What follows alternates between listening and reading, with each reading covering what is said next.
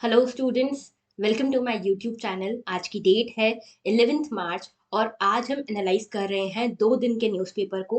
कल हम the Hindu analysis publish नहीं कर पाए थे because of some technical issues, लेकिन आज हम कल के पेपर यानी कि 10th मार्च और आज का यानी कि 11th मार्च के न्यूज़पेपर को दोनों को कंबाइन करके यहाँ पे डिस्कस करेंगे, एनालाइज करेंगे और हो सकता है इसके कारण थोड़ा सा लेक्चर जो है हमारा लंबा हो जाए। ठीक है, तो 10th और 11th मार्च का एनालिसिस हम शुरू करें उससे पहले मैं आपको बता दूं कि आप हमसे इन 3 मीडियम्स के थ्रू कनेक्ट कर सकते हो। सबसे पहले आप हमसे टेलीग्राम पे जुड़ सकते हो, यहाँ पे मयूरी भागवानी नाम से आपको ये चैनल मिल जाएगा और इसके लिए आप यहाँ पे इसकी लिंक जो है आपको डिस्क्रिप्शन बॉक्स में मिल जाएगी या फिर टेलीग्राम पे आप सर्च करोगे मयूरी भागवानी, आपको वहां पे भी ये चैनल मिल जाएगा।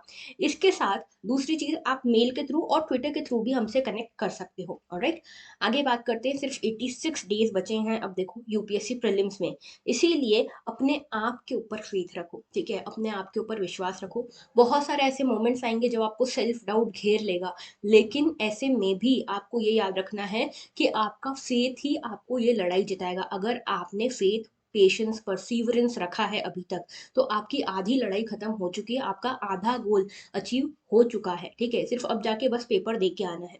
Alright, so today's pinch of positivity is all power is within you, have faith। तो यहाँ पे सारी की सारी पावर जो है वो आप ही के अंदर है, कहीं बाहर नहीं है। इसीलिए दूसरों को देख के डिमोटिवेट होने की जरूरत बिल्कुल भी नहीं है। आपका गोल ये होना चाहिए कि मुझे हर दिन इम्प्रूव करना है, खुद से बेटर बनना है। ऑलराइट, आगे बात करते हैं। तो देखो आज के हम इश्यूज देख लेते हैं। आज के इश्यूज में GS1 में सबसे पहले कल्चर में हमारे पास है global centre for traditional medicine, इसके बारे में देखेंगे। GS2 में इंटरनेशनल रिलेशन में रशिया यूक्रेन इशू में क्या डेवलपमेंट्स हुए हैं इसको देखेंगे। GS3 में साइंस एंड टेक से देखेंगे न्यूएस्ट क्रेटर ऑन मून, उसके अलावा जीरो ट्रांसप्लांटेशन के बारे में देखेंगे। इकोनॉमी में देखेंगे नेशनल लैंड मोनेटाइजेशन कॉर्पोरेशन के बारे में, UPI 123 पे। एनवायरमेंट में water management needs hydro social approach, ये कल का एक एडिटोरियल है उसको देखेंगे। आज के एडिटोरियल मैंने नहीं लिए हैं, आज ही कल ही इलेक्शंस के रिजल्ट आए हैं जिसमें 5 स्टेट्स में इलेक्शन थे, 4 में बीजेपी आई है, एक पंजाब में आप आई है।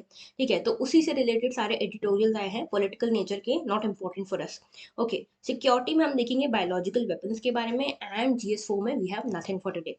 ओके, पहले आर्टिकल से शुरू करें उससे पहले ये 2 क्वेश्चन है आप सभी के लिए, यहाँ पे एनवायरमेंट से रिलेटेड हैं ये। ठीक है, इनको सॉल्व करने की कोशिश करना और मुझे आंसर देना in the comment section. Okay, आगे बात करते हैं।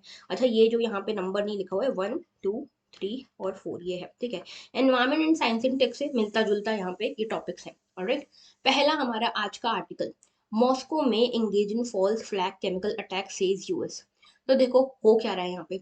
हुआ ऐसा है कि यहाँ पे जो हमारा रशिया है, रशिया यूक्रेन के बीच में ये वॉर चल रही है। ठीक है, अब ऐसे में रशिया का कल की न्यूज थी कि रशिया ने यहाँ पे क्या किया है, रशिया ने ये अलेज किया है कि यूएस और यूक्रेन मिलकर यूक्रेन की धरती पर, यूक्रेन के लैंड पर, यूक्रेन की टेरिटरी पर बायोलॉजिकल वेपन्स डेवलप कर रहे हैं। ठीक है, और ऐसा बोला है कि आप जो बायोलॉजिकल वेपन्स डेवलप कर रहे हो उसके बारे में हमको पता लग चुका है, आप इलीगल तरीके से ये सब कर रहे हो। उसके बदले में यहाँ पे यूएस ने ये कहा कि ये सब जो बातें आप कर रहे हो एब्सर्ड है, फॉल्स है, और यूक्रेन ने भी इसको डिनाई कर दिया है कुल मिला के। तो यहाँ पे हमारे लिए इंपॉर्टेंट हो जाता है बायोलॉजिकल एंड केमिकल वेपन्स। ठीक है, biological and chemical weapons become very important for us. इसमें भी बायोलॉजिकल टेररिज्म जो है, bio terrorism, bio weapons are very very important for UPSC prelims as well as mains. तो बायोलॉजिकल वेपन्स की बात करें तो देखो ये क्या होते हैं, ये इसको आप जर्म वेपन्स भी कह सकते हो। ठीक है, जर्म वेपन्स ये क्या होते हैं, इसमें क्या होता है कि आप जर्म वेपन्स में, जैसे न्यूक्लियर वेपन क्या होता है कि न्यूक्लियर बॉम्ब फोड़ते हो। ठीक है, कन्वेंशनली आप क्या करते हो, नॉर्मल ग्रेनेड फोड़ते हो किसी के ऊपर। यहाँ पे बायोलॉजिकल वेपन्स में क्या होता है, आपने एक ऐसा बॉम्ब फोड़ दिया जो इनविजिबल है और जिसमें कई सारे जर्म्स हैं, बैक्टीरियाज हैं, वायरसेस हैं। तो वो जाके कैसे हार्म करेंगे वहाँ की जो भी पॉपुलेशन है, चाहे वो सिविलियन हो चाहे वो मिलिट्री पॉपुलेशन हो, इन सभी को जाके यहाँ पे डिसीजेस कॉज करेंगे जिसके कारण उनकी डेथ हो सकती है, इनमें डिसेबिलिटी हो सकती है, ये सारी चीजें हो सकती है। तो इनको जर्म वायरसेस बोलते हैं। They are any of a number of disease producing agents. तो यहाँ पे डिसीज प्रोड्यूसिंग एजेंट्स के फॉर्म में ये वेपन्स भेजे जाते हैं। ठीक है, इसमें bacteria, virus, fungi, toxins, biological agents, ये सब कुछ हो सकते हैं जिसको आप ह्यूमंस के अगेंस्ट, एनिमल्स के अगेंस्ट या प्लांट्स के अगेंस्ट यूज कर सकते हो उस टेरिटरी के। ना बायोलॉजिकल वेपन्स और केमिकल वेपन्स, चाहे फिर वो रेडियोलॉजिकल वेपन हो, न्यूक्लियर वेपन हो, ये सभी क्या होते हैं, वेपन ऑफ मास डिस्ट्रक्शन। इससे एक दो लोग नहीं मरते, पूरी की पूरी वहां की जो जनसंख्या है, पूरी की पूरी पॉपुलेशन को ये अफेक्ट करते हैं, इसीलिए इनको वेपन्स ऑफ मास डिस्ट्रक्शन कहते हैं। ओके, ये सब्सटेंशियल थ्रेट इसीलिए होते हैं क्योंकि इनको आसानी से छुपाया जा सकता है, ट्रांसपोर्ट किया जा सकता है और डिस्चार्ज किया जा सकता है। तो ये ऐसे वेपन है जो आपको दिखेंगे नहीं, ये आपको दिखेंगे नहीं, लेकिन ये सबसे ज्यादा घातक हो सकते हैं आपकी पॉपुलेशन के लिए। ओके, इसके अलावा these can impact and expose military and civilian susceptibilities to biological weapons. तो यहाँ पे चाहे मिलिट्री वाले लोग हों, मिलिट्री टेरिटरी हो या फिर सिविलियन टेरिटरी हो, दोनों को ही ये इक्वली इम्पैक्ट कर सकता है। ऑलराइट, आगे बात करते हैं। देखो, अब इसको रोकने के लिए एक बायोलॉजिकल कन्वेंशन है, बायोलॉजिकल वेपन कन्वेंशन। ये कन्वेंशन जो है, ये पहली मल्टीलेटरल डिसआर्मामेंट ट्रीटी है which deals with banning of this kind of weapons of mass destruction. तो यहाँ पे जो भी वेपन्स ऑफ मास डिस्ट्रक्शन है, उसकी एंटायर कैटेगरी को, यहाँ पे इसके डेवलपमेंट को, इसके प्रोडक्शन को, इसकी स्टॉक पाइलिंग को रोकने का काम करती है ये कन्वेंशन। 1972 का कन्वेंशन है, 10 अप्रैल को ये साइन हुआ था, ओपन हुआ था साइन के लिए, और ये रेटिफाई होके फोर्स में आया था इन 1975। याद रखना, इंडिया ने भी इसको साइन और रेटिफाई दोनों किया हुआ है, ठीक है, ये याद रखना। नाउ, अभी क्या क्या चीजों को बैन करता है। सबसे पहला तो देखो, ये जो है stock piling, development, acquisition, retention and production of, यहाँ पे बायोलॉजिकल एजेंट्स जितने भी हैं, टॉक्सिन्स जितने भी हैं, इनको इनके यूज को, इनके डेवलपमेंट को, इनके स्टोरेज को यहाँ पे बैन करता है। दूसरी चीज, जो भी वेपन्स, इक्विपमेंट्स या डिलीवरी व्हीकल्स हैं जो इनको पहुंचाते हैं दूसरी टेरिटरी तक, उसको भी यहाँ पे बैन करता है। और तीसरी चीज, ट्रांसफर ऑफ और assistance with the acquiring of agents, toxins, weapons, equipments, delivery vehicles. तो अगर कोई आपकी मदद कर रहा है इस तरह के एजेंट्स को, इसके डिलीवरी मैकेनिज्म को आपको अवेल करवाने में, for the mass destruction, for this kind of war purposes, उसको भी यहाँ पे ये बैन करता है। तो ये याद रखना बायोलॉजिकल वेपन कन्वेंशन के बारे में। 1972 का कन्वेंशन है, 1975 में फोर्स में आया था। India has ratified this convention. Okay, अच्छा, एक इसमें एक इशू ये है कि यहाँ पे कोई प्रॉपर रेगुलेटिंग या चेकिंग मैकेनिज्म नहीं है कि यहाँ पे ऐसा कोई कर तो नहीं रहा, इसको आप प्रॉपरली चेक नहीं कर सकते क्योंकि ये चीजें दिखती नहीं है, ठीक है। तो ये एक इशू है। आगे बात करते हैं। अच्छा, ये न्यूज में इसीलिए भी था, बायोलॉजिकल वेपन वाला टॉपिक न्यूज में इसीलिए भी था क्योंकि बीच में कोविड आया, तो एक ये भी एलिगेशन लग रहे थे चाइना के ऊपर कि चाइना ने इसको, कोविड जो आया है, कोरोना वायरस जो है, उसको as a biological weapon use किया है against the developing countries and the other developed countries. Okay, तो ये सब चीजें यहाँ पे न्यूज में थी। आगे बात करते हैं। नाउ देखो, ये कल की न्यूज है। कल ये पेपर में आया था, फ्रंट पेपर, जो फ्रंट न्यूज पेपर था, फ्रंट वाला जो पेज था, उसी पे आया था। Overthrowing Ukraine government is not our goal, says Russia. तो देखो सीरीज कैसी चली। यहाँ पे सबसे पहले यूक्रेन ने बोला कि हम अब यहाँ पे नेटो में शामिल नहीं होंगे, हमको कोई शौक नहीं है नेटो में शामिल होने का। और ऐसा इसीलिए कहा इन्होंने, यूक्रेन ने, क्योंकि नेटो के मेंबर्स ने पहले तो बहुत उकसाया यूक्रेन को, लेकिन बाद में जब यूक्रेन के साथ यहाँ पे वॉर हो गई रशिया की, तो यूक्रेन की मदद करने एक भी नेटो मेंबर नहीं आया, ठीक है। सिर्फ बाहर से कहते रहे, कड़ी निंदा करते हैं, ये करते हैं, वो करते हैं, ठीक है। तो यूक्रेन का भरोसा उठ गया नेटो के ऊपर से। तो नेटो में शामिल होने से अब यूक्रेन ने मना कर दिया कि अब हमको कोई शौक नहीं यूक्रेन को नेटो में शामिल होने का। इसके बाद यहाँ पे रशिया को थोड़ा सा रिलीफ मिला कि चलो, यहाँ पे जो मैं नहीं चाहता था वो तो रुक गया कम से कम, कि यहाँ पे जो मैं चाहता था कि यहाँ पे यूक्रेन जो है ना शामिल हो नेटो में, वो अब शामिल तो नहीं होगा, एटलीस्ट ये यहाँ पे रिलीफ हो गया रशिया को। ना रशिया ने इसके बाद ये कहा कि हम नहीं चाहते कि यूक्रेन की गवर्नमेंट को हम यहाँ पे ओवरथ्रो करें, हम तो सिर्फ चाहते हैं कि यूक्रेन न्यूट्रल बना रहे, वेस्ट की तरफ झुकाव ना दिखाए, ठीक है। सिर्फ इतनी सी बात यहाँ पे रशिया ने कही कि हम यहाँ पे यूक्रेन की गवर्नमेंट को ओवरथ्रो नहीं करना चाहते, यूक्रेन के जो लोग हैं, सिविलियन पॉपुलेशन है, इसको हार्म करना नहीं चाहते। ओके, तो ये चीज यहाँ पे सबसे पहले कही है ना। आर्मी का एम जो है यहाँ पे यूक्रेन को ऑक्यूपाई करना, यहाँ फिर इसके स्टेटहुड को डिस्ट्रॉय करना, ये सब इसका यहाँ पे जो एम है, हमारा एम ये नहीं है, ठीक है। ये चीज यहाँ पे कही रशिया ने। इसके बाद रशिया और यूक्रेन की यहाँ पे पीस टॉक्स होनी थी, थर्ड टॉक्स थी ये, ठीक है, लेकिन अभी तक भी कोई प्रोग्रेस इसके ऊपर नहीं हुआ। कहीं से भी कोई सीज फायर का इंडिकेशन नहीं दिया गया है अभी भी। मतलब वॉर चलेगा, लेकिन एक चीज है कि शांति की तरफ ये बढ़ रहा है, पीस प्रोसेस की तरफ, पीस टॉक्स की तरफ ये बढ़ रहा है धीरे धीरे। क्योंकि यूक्रेन ने भी जो अपनी जिद थी कि हमको नेटो में शामिल होना है, हमको वेस्ट की तरफ इंक्लाइन होना है, वो छोड़ दी। और साथ में रशिया ने भी बोला कि चलो ठीक है, तुम न्यूट्रल हो तो हमको कोई दिक्कत नहीं है। लेकिन अभी भी यहाँ पे इसको सीज फायर को लेकर कुछ भी इशू यहाँ पे सामने आया नहीं, सीज फायर को लेकर कोई भी कंफर्मेशन अभी नहीं आया है, ठीक है। ये चीज यहाँ पे आपको बस एक डेवलपमेंट था जो मुझे बताना था। अच्छा, अब थोड़ा-सा प्रैक्टिकल टर्म्स में आते हैं। ये मैंने आपके लिए ग्राफ जो है ये सेंसेक्स का ग्राफ है, ठीक है? हमारा मार्केट किस तरह से अफ़ेक्ट हो रहा है। अब देखो, जब यहाँ पे ये देखो, यहाँ पे ये जो शुरुआत हुई रशिया-यूक्रेन वॉर की, वो हुई थी कब 24 फरवरी को। यूक्रेन के ऊपर रशिया ने अटैक कर दिया था, ठीक है? तो यहाँ पे मार्केट एकदम से गिरा, सेंसेक्स जो था हमारा शेयर मार्केट जो था एकदम से गिरा, ठीक है? ये देखो इस तरह से, यहाँ पे आ गया एकदम लो पे। उसके बाद धीरे-धीरे उठ रहा था क्योंकि सबको लग रहा था कि 1-2 दिन में वॉर खत्म हो जाएगी। उसके बाद जब देखा गया कि यूक्रेन के लोगों ने वहाँ पे वापस से अटैक करना शुरू किया रशियन आर्मी के ऊपर, यूक्रेन के लोग हार नहीं मान रहे, यूक्रेन अपने आप को डिफेंड कर रहा है और ये लगा कि ये तो लंबा चलेगा, ये वॉर तो लंबा चलेगा, तो फिर शेयर मार्केट यहाँ पे गिरने लगा, अनसर्टेनिटी बढ़ने लगी तो, ठीक है। फिर देखो यहाँ पे 7 मार्च को सबसे ज़्यादा नीचे था, ठीक है, क्योंकि यूक्रेन ने रशिया ने यहाँ पे जो खारसेन वगैरह जो टेरिटरीज़ है उसके ऊपर एक्वायर कर लिया था। उसके बाद यहाँ पे क्या हुआ, तो ये 7 मार्च को यहाँ पे सबसे लो गया, उसके बाद यहाँ पे धीरे-धीरे मार्केट उठना शुरू हुआ। क्यों? क्योंकि यहाँ पे ऐसा लग रहा था कि शायद अब वॉर धीरे-धीरे खत्म हो रही है। यहाँ पे ये स्टेटमेंट आया, यूक्रेन ने बोला हम नेटो में शामिल नहीं होंगे, तो यहाँ पे थोड़ा-सा ऊपर उठा। फिर यहाँ पे रशिया ने बोला हम अटैक नहीं करना चाहते, फिर थोड़ा-सा ऊपर उठा। इस तरह से अभी काम चल रहा है। ओके, तो ये देखो, ये है हमारा कि एक ये 5 दिन का यहाँ पे एवरेज। तो यहाँ पे देखो किस तरह से मार्केट धीरे-धीरे उठ रहा है, ठीक है? ये धीरे-धीरे उठा और उसके बाद अभी वापस से नीचे इसलिए गिर गया 11 तारीख को, क्योंकि यहाँ पे जो पीस टॉक्स हुई उसमें आगे कुछ भी बात नहीं बढ़ पाई, आगे यहाँ पे सीज़ फायर की कोई भी बात नहीं हुई। तो ये समझ में आ गया कि अभी तो वॉर नहीं रुक रहा है, इसलिए ये फिर से गिर गया इस तरह से, ठीक है? तो ये पॉइंट है। ये मैं आपको समझाना चाहती थी सो दैट आप इकोनॉमी को समझ सको, इंडिया की इकोनॉमी किस तरह से अफेक्ट हो रही है because of this Russia Ukraine war. Okay, आगे बात करते हैं। What do we know about the newest crater on moon. तो यहाँ पे बेसिकली क्या हुआ है, मून के ऊपर एक नया क्रेटर बन गया है, पाया नहीं गया है, बन गया है, ठीक है। ऐसा क्यों हुआ, कैसे हुआ, ये देखो। तो यहाँ पे सबसे पहले तो देखो हुआ क्या है, यहाँ पे एक लेफ्ट ओवर पीस था, ठीक है, किसका, यहाँ पे चाइना का जो मिशन गया था, चाइना का जो मिशन गया था जिसका नाम था चैंग 5, ठीक है। चैंग 5 ये जो मिशन चाइना का गया था मून के ऊपर, उसका कुछ डिब्रिस है जो जाके सीधा मून से टकराया है और वहां पे एक बहुत बड़ा सा क्रेटर यानी कि डिप्रेशन फॉर्म हो गया है वहां पे, ठीक है। तो पहले हम बात कर लेते हैं ये स्पेस जंक स्पेस डेब्रिस की, उसके बाद वापस से आएंगे इस आर्टिकल के ऊपर। तो देखो यहाँ पे हुआ क्या है, ये जो स्पेस जंक है, स्पेस जंक का मतलब क्या होता है, जो डिब्रिस होता है स्पेस में, जो अनवांटेड चीजें होती हैं, अनवांटेड आर्टिफिशियल चीजें जो स्पेस में मूव कर रही हैं इधर उधर और किसी को भी जाके टकरा सकती हैं और बहुत बड़ा हार्म हो सकता है, उसको हम कहते हैं स्पेस जंक।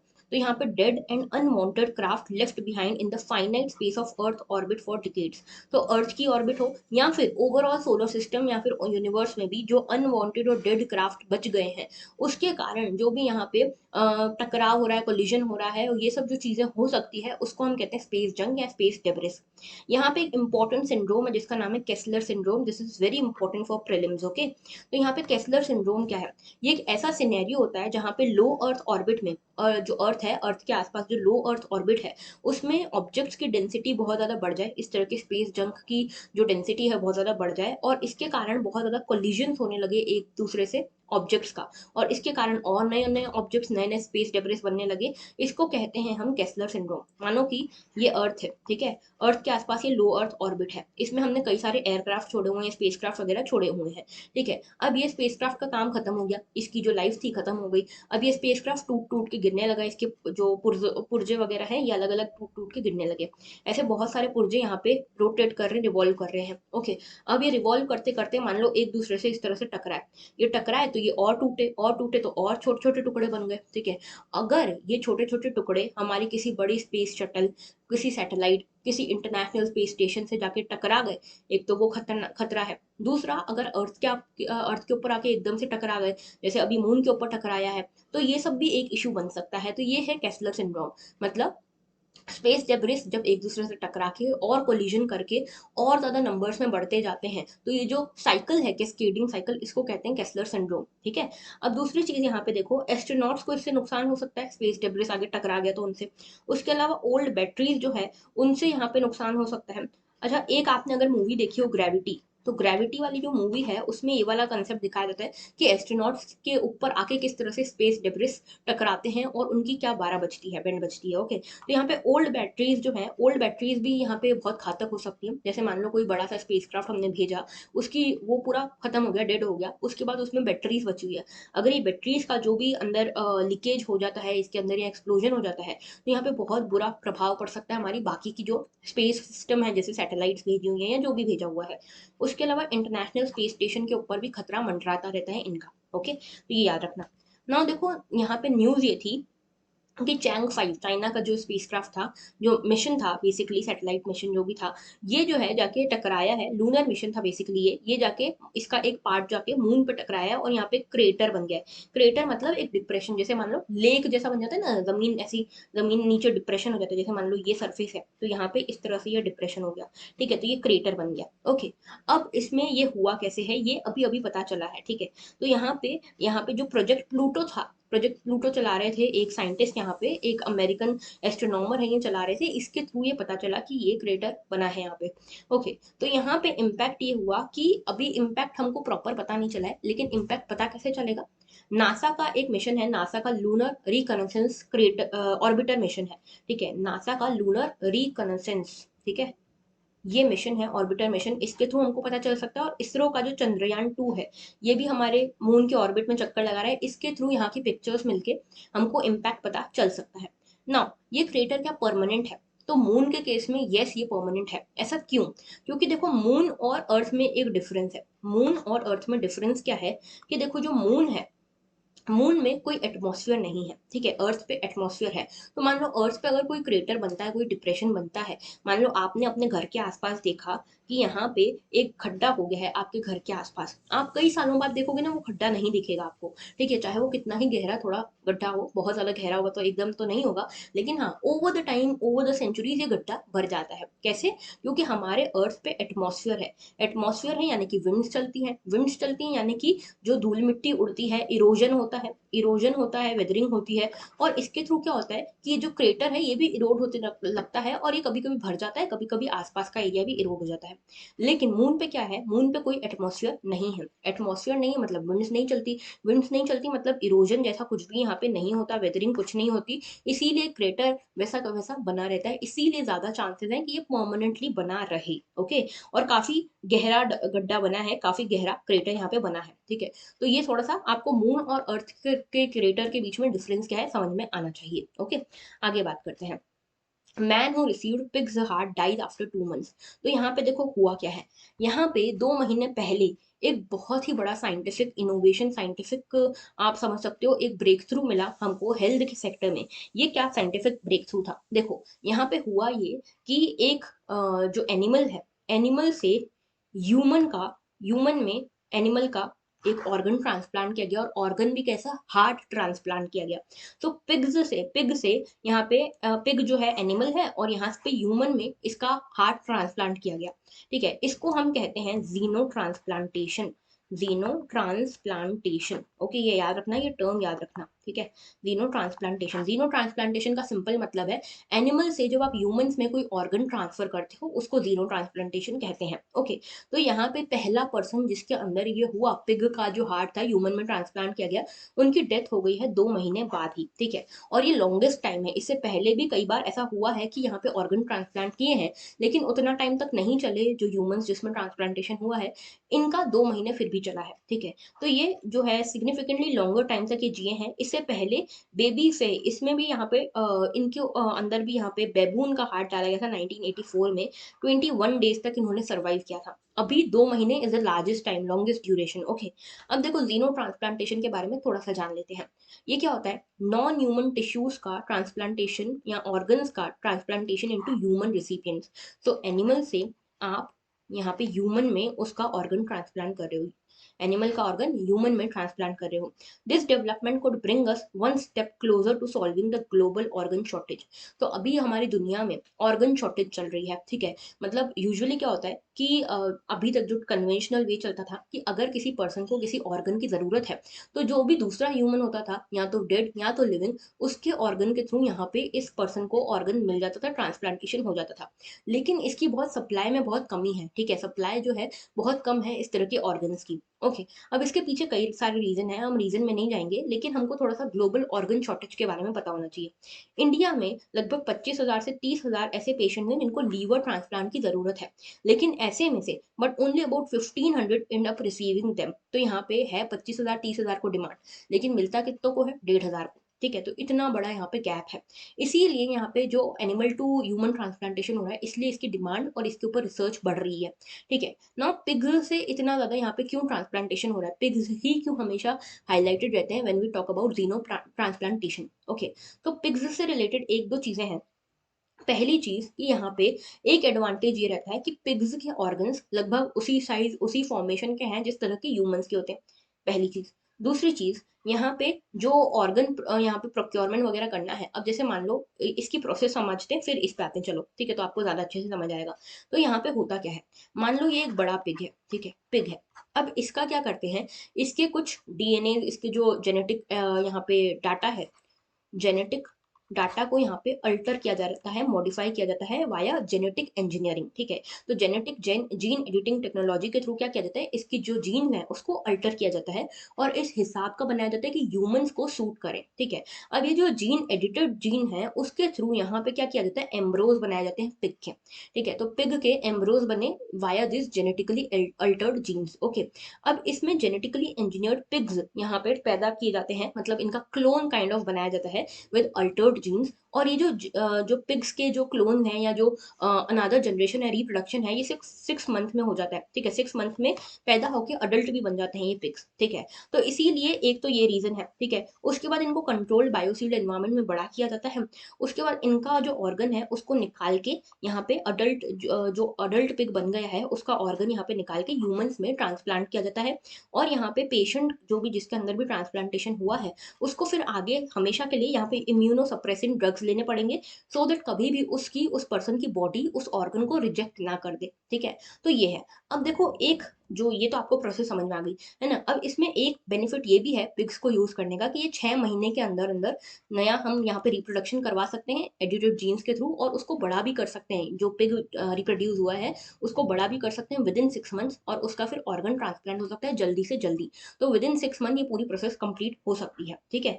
और इसके अलावा pig heart valves are routinely transplanted into humans, तो हार्ट वॉल्स भी यूज होते हैं पिग के, और साथ साथ में पेनक्रियास सेल्स भी यूज होते हैं। तो कई सारे पिग्स के ऐसे ऑर्गन हैं जिसको यूज किया जाता है आज के टाइम पे, ठीक है। तो इसीलिए pigs are the most popular organ transplanters for humans. Okay, तो ये याद रखना जीनो ट्रांसप्लांटेशन के बारे में, और ये जेनेटिक इंजीनियरिंग से रिलेटेड चीज है।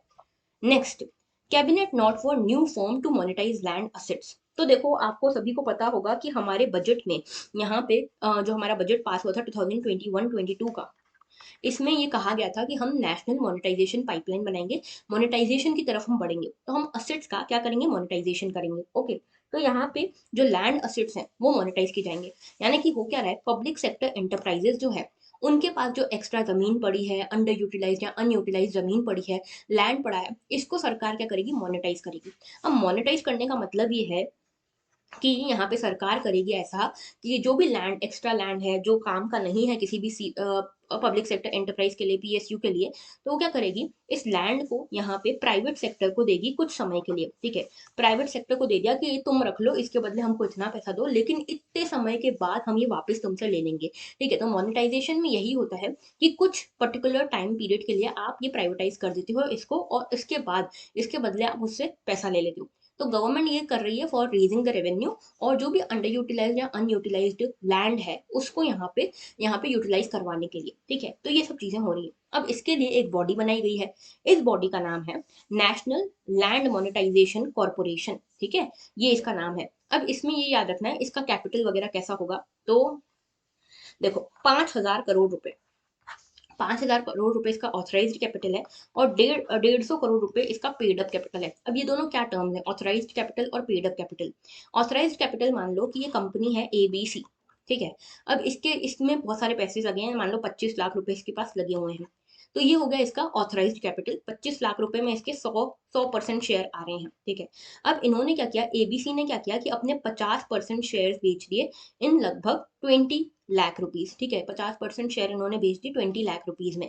तो अब ये जो 20 लाख रुपीज है ना, ये इनका पेड अप कैपिटल है, ठीक है। जितने शेयर इन्होंने स्टार्टिंग में ही बेच दिए और उससे जो भी रेवेन्यू है वो इनका पेड अप कैपिटल है 20 लाख रुपीज। और जो इनिशियली ऑथराइज्ड टोटल जो 100% शेयर हैं वो कितने के थे, मतलब सबने इन्वेस्टमेंट करके कितने कमाए थे, 25 लाख रुपए, ठीक है। तो ये 25 लाख रुपए इनका ऑथराइज्ड कैपिटल है, समझ गए। तो ये जो नेशनल लैंड मोनेटाइजेशन अथॉरिटी है, कॉर्पोरेशन है, इसमें यहाँ पे जो ऑथराइज्ड कैपिटल है वो 5,000 करोड़ का है और पेड अप कैपिटल 150 करोड़ रुपए का है ना। इसमें होगा क्या, ये काम क्या करेगा, इसके बारे में भी हम बात करेंगे। जो भी अंडर यूटिलाइज्ड अनयूटिलाइज्ड लैंड है PSUs का, उसको यहाँ आइडेंटिफाई करेगा, उसको मोनेटाइज करवाने का काम करेगा ये जो कॉर्पोरेशन है।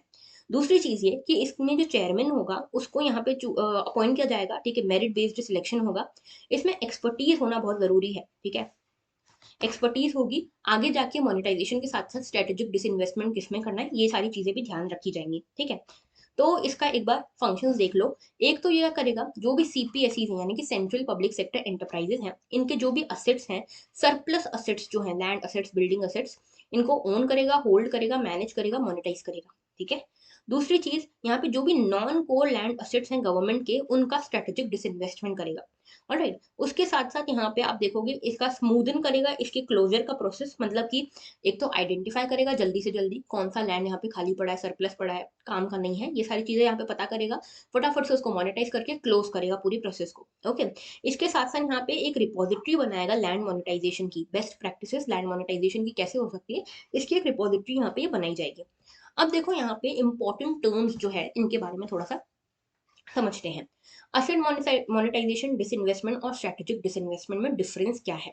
असेट मोनेटाइजेशन का मतलब क्या है, असेट मोनेटाइजेशन का मतलब है government cedes control over its asset for certain period of time after which asset must be return to the government unless the lease is extended. तो बेसिकली मान लो कि आपको लीज पे दे दिया है गवर्नमेंट ने, मतलब क्या किया है, गवर्नमेंट ने बोला है 10 साल के लिए आप हमारे इस असेट को रखिए, उसके बदले हमको पैसे दीजिए, ठीक है। ये हो गया असेट मोनेटाइजेशन। इसमें ओनरशिप रहती है गवर्नमेंट के पास, लेकिन मैनेजमेंट राइट कुछ टाइम के लिए प्राइवेट एंटिटी को दिए जाते हैं, ओके।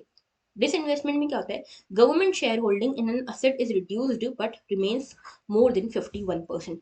तो यहाँ पे डिसइन्वेस्टमेंट में क्या होता है, मान लो एक कंपनी है, ठीक है। अब इसमें 100% कंपनी में से 51%, 52% जो कंपनी है वो गवर्नमेंट के पास है, बाकी जो गवर्नमेंट है उसने डाइल्यूट कर दिया, प्राइवेट सेक्टर को दे दिया। तो यहाँ पे बेच दिया है 49% स्टेक्स, 49 या 49 से कम जो स्टेक्स हैं बेच दिए हैं। तो यहाँ पे ये होता है डिसइन्वेस्टमेंट। इसमें ओनरशिप गवर्नमेंट के पास रहती है, लेकिन मैनेजमेंट राइट भी जो है मेजोरिटी तो गवर्नमेंट के पास ही रहते हैं, बाकी शेयर भी करती है government with the private sector, okay. Strategic disinvestment क्या होता है, जिसमें सब्सटेंशियल पोर्शन जो है गवर्नमेंट का, लगभग 50% तक गवर्नमेंट सेल कर दे। तो ये याद रखना कि स्ट्रेटेजिक इन्वेस्टमेंट में क्या होता है, 50% तक गवर्नमेंट यहाँ पे अपना जो है सेल कर दे, या फिर 50% से ज्यादा यहाँ पे सेल कर दे, प्राइवेट एंटिटी को दे दे, ठीक है। तो यहाँ पे प्राइवेट या पब्लिक एंटिटी दोनों के पास ओनरशिप हो सकती है, और यहाँ पे मैनेजमेंट राइट्स जो है वो प्राइवेट एंटिटी के पास चले जाते हैं, ठीक है। तो ये याद रखना, जो मैनेजमेंट राइट्स हैं वो प्राइवेट एंटिटी के पास है, ओनरशिप हो सकता है गवर्नमेंट और private entity equal equal share करें, लेकिन मैनेजमेंट राइट होते हैं प्राइवेट के पास, ठीक है। तो ये दो तीन चीजों का आपको डिफरेंस समझ में आना चाहिए। Next, cabinet nod for centre for traditional medicine. तो यहाँ पे जैसे कि अभी हमने देखा national land monetisation authority corporation बनाई है, वैसे ही कैबिनेट ने एक और बॉडी को यहाँ पे एग्री किया है ये बनाने को लेकर, ठीक है। तो यहाँ पे क्या है, WHO के साथ मिलकर यहाँ पे जो हमारी गवर्नमेंट है वो बना रही है global centre for traditional medicine, ठीक है। WHO global centre for traditional medicine, ये कहाँ बन रहा है, जामनगर गुजरात में, ठीक है। तो ये क्या होगा, देखो हमारी मिनिस्ट्री ऑफ आयुष है, आयुष मिनिस्ट्री जो है ये किसको लेकर है, ये ट्रेडिशनल मेडिसिन को लेकर है हमारे देश में। ये क्या करती है, योगा, आयुर्वेदा, नेचुरोपैथी, यूनानी, सिद्धा, सोवा रिगपा और होम्योपैथी, इनके ऊपर बेस्ड ये मिनिस्ट्री है। और ये मिनिस्ट्री यही कामों के लिए, इन सभी को प्रमोट करने के लिए यहाँ पे ये ट्रेडिशनल मेडिसिन सेंटर बना रही है जामनगर में। तो ये पहला ग्लोबल सेंटर होगा ट्रेडिशनल मेडिसिन को लेकर, ठीक है। और इसमें क्या किया जाएगा, आयुष सिस्टम जो है इसको पूरे वर्ल्ड तक पहुंचाया जाएगा, इसको प्रमोट किया जाएगा, इसको लेकर यहाँ पे बातचीत होगी, इसके जो ट्रीटमेंट है उसको लेकर अवेयरनेस फैलाई जाएगी, ठीक है। तो ये स्पेसिफिक कैपेसिटी बिल्डिंग की जाएगी ट्रेडिशनल मेडिसिन की, और यहाँ पे इफिशियंसी भी इसकी बढ़ाई जाएगी। तो एक छोटी सी न्यूज थी, आपको पता होना चाहिए। आगे बात करते हैं, यूपीआई 123 पे, ये क्या है देखो। यहाँ पे पहले तो यूपीआई आप सभी को पता होगा, यूपीआई क्या है उसकी बात कर लेते हैं। तो देखो यहाँ पे यूपीआई का क्या मतलब है, यूनिफाइड पेमेंट इंटरफेस, ठीक है। यूनिफाइड पेमेंट इंटरफेस ये आरबीआई का ही एक मिशन, एक इनिशिएटिव है, जिसमें क्या हुआ, इंस्टेंट रियल पेमेंट सिस्टम है ये बेसिकली। यूपीआई आप सभी ने यूज किया होगा, पेटीएम, गूगल पे यूज करते हो, ये बेस्ड है यूपीआई के ऊपर, यूनिफाइड पेमेंट इंटरफेस के ऊपर। इसमें क्या होता है, रियल टाइम में पेमेंट सिस्टम है, ये रियल टाइम पेमेंट सिस्टम है। यूजर जो है मनी को ट्रांसफर कर सकता है रियल टाइम बेसिस पे, इमीडिएटली, मल्टीपल बैंक अकाउंट में, ठीक है। यहाँ पे अपनी डिटेल्स जो है बैंक अकाउंट के रिवील किए बिना ये सब काम किए जा सकते हैं, ठीक है। अब यूपीआई जो है आज की डेट में सबसे बड़ा इनिशिएटिव है जो national payment corporation of India लेकर आया है, ठीक है। इसके साथ साथ national payment corporation of India कई सारी चीजें और लेके आया है, जैसे कि आईएमपीएस लेके आया है, यहाँ पे भारत बिल पेमेंट सिस्टम हो गया, Aadhaar enabled payment system, national automated clearing house, ये सब जो है एनपीसीआई के ही इनिशिएटिव है। इसमें जो यूपीआई है सबसे बड़ा इनिशिएटिव है। तो अगर आपसे पूछा जाता है ये नाच यानी कि नेशनल ऑटोमेटेड क्लियरिंग हाउस कौन लाया, ये लाया एनपीसीआई। यूपीआई कौन लाया, ये भी लाया एनपीसीआई, ठीक है, national payment corporation of India, ये याद रखना। इसके अलावा जो यूपीआई के ऊपर काम करती हैं कौन कौन सी एप्स हैं, फोन पे हो गया, पेटीएम हो गया, गूगल पे, अमेजन पे, ये सब है। और भीम भी है, भीम जो है गवर्नमेंट की ऐप है, ऑलराइट। तो ये आपको समझ में आना चाहिए। अब देखो बात करते हैं यूपीआई 123 क्या है। देखो, अभी तक क्या होता था, अगर आपको यूपीआई यूज करना है, गूगल पे, पेटीएम यूज करना है, तो आप क्या करते थे, स्मार्टफोन होना चाहिए आपके पास, ठीक है, एंड्रॉइड फोन वगैरह होना चाहिए। अभी जो सिंपल फोन होते हैं ना, फीचर फोन जिनको कहते हैं, उसमें भी ये यूपीआई चल सकता है। इसी का नाम दिया गया है यूपीआई 123 पे, ठीक है। तो ये जो है ये नॉर्मल फोन्स जो होते हैं उसमें चलेगा, सिंपल फोन में चलेगा। इंटरनेट की ज़रूरत इसमें आपको नहीं पड़ेगी, इंटरनेट की ज़रूरत नहीं है। आप सिंपल एसएमएस के थ्रू, मिस कॉल के थ्रू, ये सब कामों के थ्रू आप यहाँ पे डिजिटल पेमेंट्स कर सकते हो, ठीक है, विद सिक्योरिटी वो भी। ओके, तो यहाँ पे ये आरबीआई ने बोला है यूपीआई 123 पे हमने ये बनाया है, यूपीआई जो 2016 में बनाया था उसी का एक आगे का एडवांस्ड वर्जन है। ओके, तो यहाँ पे आज के टाइम पे यूपीआई ट्रांजैक्शन बहुत बढ़ गए हैं, लगभग 76 लाख करोड़ रुपए इस साल का, करंट ईयर का ये एस्टिमेट है कि इतना यहाँ पे यूपीआई के थ्रू ट्रांजैक्शन हुआ है। ओके, अब यूपीआई के बारे में तो हमने देख लिया। अब यूपीआई 123 जो है उसमें क्या होगा, जो नॉर्मल फोन है उसमें पिन जनरेट होगा, उसमें आपको क्या करना पड़ेगा, आपका सिंपल जो फोन है फीचर फोन, उसमें आप अपना बैंक अकाउंट लिंक करवाओगे, ठीक है। बैंक अकाउंट लिंक करवा के आप इसको पिन के थ्रू, मिस कॉल के थ्रू, ये बहुत सारे 4 मेथड्स इनमें बताए गए हैं, 4 मेथड में से किसी भी एक के थ्रू आप यहाँ पे मनी ट्रांसफर अपने कर सकते हो, ठीक है। तो देखो यहाँ पे 4 मेथड्स कौन कौन से हैं, एक तो है देखो, एक है यहाँ पे आईवीआर मेथड, आईवीआर यानी कि इंटरैक्टिव वॉइस रिस्पॉन्स। तो यहाँ पे क्या होगा, आपको जब भी यहाँ पे इस तरह का ट्रांजैक्शन करना होगा तो आपको एक पर्टिकुलर नंबर दिया जाएगा, उस पर आप कॉल कीजिए, आपको यहाँ पे उस वॉइस रिस्पॉन्स के थ्रू आप यहाँ पे ट्रांजैक्शन कर सकते हो। ओके, इसमें बैलेंस चेक हो गया, रीपेमेंट हो गया, मोबाइल रिचार्ज हो गया, ये सब काम कर सकते हो। दूसरा होता है मिस्ड कॉल फैसिलिटी, तो आप एक नंबर पर मिस्ड कॉल दोगे, आपको फिर आपको कॉल बैक आएगा, आप उस पर बताओगे मुझे इतना इतना ट्रांजैक्शन करना है, वो वेरीफाई करने के लिए कॉल करेंगे आपको, और उसके बाद आपका ट्रांजैक्शन हो जाएगा। तीसरा है आपका, तीसरा नंबर है ऐप के थ्रू, ठीक है। ऐप के थ्रू आप कर सकते हो, यहाँ पे ऐप डाउनलोड कर सकते हो आप अपने सिंपल फोन में, उसके थ्रू भी कर सकते हो। और चौथा है साउंड बेस्ड पेमेंट ऑप्शन, ठीक है। तो यहाँ पे कॉन्टैक्ट लिस्ट, ऑफलाइन और प्रॉक्सिमिटी डाटा कम्युनिकेशन के बेसिस पे आप यहाँ पे ट्रांजैक्शन कर सकते हो। दूसरी कंट्रीज में भी कहीं कहीं पे ये चीजें हैं, ठीक है। जैसे एम पैसा जो है, इसमें भी ऐसा सेम काम होता है, ये अफ्रीका की लीडिंग मोबाइल मनी सर्विस है, इसमें भी सेम काम होता है, ठीक है। तो यहाँ पे बेसिकली एसएमएस टेक्नोलॉजी के थ्रू यहाँ पे ये सब काम हो रहा है, पिन आप जनरेट करोगे। तो ये याद रखना, इन शॉर्ट यूपीआई 123 पे क्या है, यूपीआई जैसा ही सिस्टम है लेकिन फीचर फोन, सिंपल फोन्स के लिए है। 4 तरह के पेमेंट सिस्टम है इसमें जो हमने अभी डिस्कस किए, और इसके साथ साथ इसमें इंटरनेट की कनेक्शन की जरूरत आपको नहीं पड़ेगी। ओके, आगे बात करते हैं, water management needs a hydro social approach. तो बेसिकली ये जो पूरा आर्टिकल है ये बात करता है वाटर मैनेजमेंट की। अब हमारे देश में काफी ज्यादा इशू है वाटर स्कार्सिटी का और वाटर इन इक्विटी का। ओके, मतलब कि कहीं-कहीं पे तो वाटर बहुत ज़्यादा है, कहीं-कहीं पे वाटर बहुत कम है, ठीक है? इसके लिए यहाँ पे हम वाटर स्कार्सिटी के इश्यूज़ देख रहे हैं। अब देखो इसमें कई सारे हमने यहाँ पे रिपोर्ट्स दी गई हैं, रिपोर्ट्स का हवाला दिया गया है एंड स्पेशली द हिंदू के आर्टिकल्स इसीलिए आपको पढ़ने भी चाहिए। जैसे ये वाला आर्टिकल है, इसमें आपको बताया गया है कि आपको मेंस के आंसर्स लिखने कैसे चाहिए। जैसे कि यहाँ पे जो ऑथर हैं उन्होंने बताया कि कई सारी रिपोर्ट्स के बारे में बताया, जैसे ग्लोबल वाटर सिस्टम प्रोजेक्ट बनाया गया 2003 में, जिसके थ्रू यहाँ पे कोशिश की गई कि जो भी एंथ्रोपोजेनिक यानी कि ह्यूमन इंड्यूस्ड फैक्टर्स होते हैं जो वाटर सिस्टम के ऊपर काम करते हैं, जिसके कारण वाटर सिस्टम हमारा डिस्टर्ब हो रहा है, उसके बारे में बताया गया इस प्रोजेक्ट में। इसको कम करने की कोशिश की गई है ह्यूमन इंड्यूस्ड चेंजेस को ओवर द वाटर सिस्टम्स। दूसरा, आईपीसीसी की फोर्थ रिपोर्ट थी जो 2007 में आई। ये एक लिंक बताती है कि किस तरह से सोसाइटी की वल्नरेबिलिटी जो है वो बढ़ रही है और साथ में वाटर सिस्टम के ऊपर मॉडिफिकेशन भी बढ़ रहा है। मतलब आप क्या करते हो अपने फायदे के लिए, ह्यूमन अपने फायदे के लिए क्या करते हैं, जो वाटर सिस्टम है उसको मॉडिफाई करते हैं और इसको मॉडिफाई करने के बाद यहाँ पे ऐसे कुछ चेंजेस आते हैं इन्वायरमेंटली जो सस्टेनेबल नहीं है और उसके कारण सोसाइटी जो है काफी वल्नरेबल होती जा रही है। ठीक है। तीसरी चीज, 2030 वाटर रिसोर्स ग्रुप। ये जो वाटर रिसोर्स ग्रुप है वर्ल्ड बैंक का ग्रुप है, 2008 में बनाया गया। ठीक है। ये भी same water conservation water scarcity को एड्रेस करने के लिए। फोर्थ है एसडीजी गोल नंबर 6। तो हमारे टोटल कितने गोल्स हैं, एसडीजी 17 गोल है, सस्टेनेबल डेवलपमेंट गोल्स। इसमें जो नंबर 6 वाला गोल है वो बात करता है वाटर की। ठीक है। तो ड्रिंकिंग वाटर की, सैनिटेशन हाइजीन, इन सब की बात करता है। तो इसीलिए भी यहाँ पे वाटर स्कार्सिटी को एड्रेस करना, वाटर मैनेजमेंट को एड्रेस करना इंपॉर्टेंट है। उसके अलावा यूएन की वर्ल्ड वाटर डेवलपमेंट रिपोर्ट है। ठीक है। ये बात करती है हाइड्रो सोशल अप्रोच की। मतलब ये बताती है कि किस तरह से हमको यहाँ पे वाटर का जो मैनेजमेंट है, वाटर की जो जियोग्राफिकल साइकिल है और यहाँ पे जो सोसाइटी है, इसके बीच में किस तरह से तालमेल बना के चलने की जरूरत है।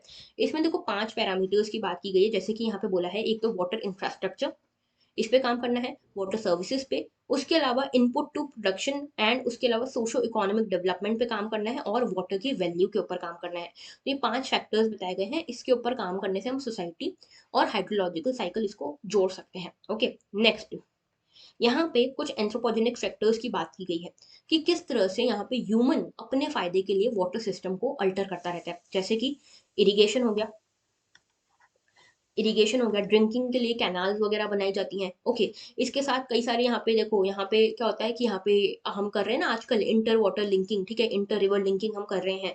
वो सब जो है एंथ्रोपोजेनिक फैक्टर्स हैं। इसके साथ साथ देखो और भी कई सारे, इरिगेशन हो गया, यहाँ पे कंजप्टिव यूज हो गया, उसके बाद लैंड यूज जो हो रहा है, लैंड मैनेजमेंट जो हो रहा है वो भी यहाँ पे डाइवर्ट कर रहे हैं, फॉरेस्ट को हम बदल के यहाँ पे इंडस्ट्रीज खड़ी कर दे रहे हैं। तो ये पूरा जो सिस्टम है वो चेंज हो रहा है, पॉल्यूशन हो रहा है, point pollution, non point pollution, ये सब चीजें भी हो रही है। इसके साथ साथ यहाँ पे एक बड़ा इशू है इंटर बेसिन ट्रांसफर का। आज की डेट में हम देखते हैं कि इतनी सारी जो इंटर रिवर लिंकिंग कर रहे हैं हम, उसके बारे में यहाँ पे बताया हुआ है, जैसे कि केन बेतवा लिंक प्रोजेक्ट है। ठीक है।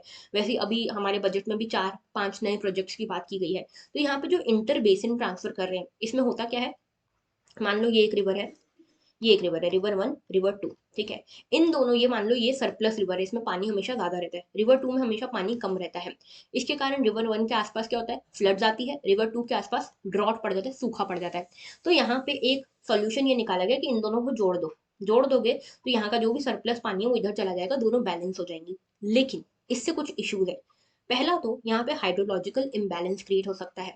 जो एक्चुअल जो नेचुरल वाटर सिस्टम है, आप उसको अल्टर करने की कोशिश कर रहे हो, तो हाइड्रोलॉजिकल बैलेंस यहाँ पे बिगड़ सकता है।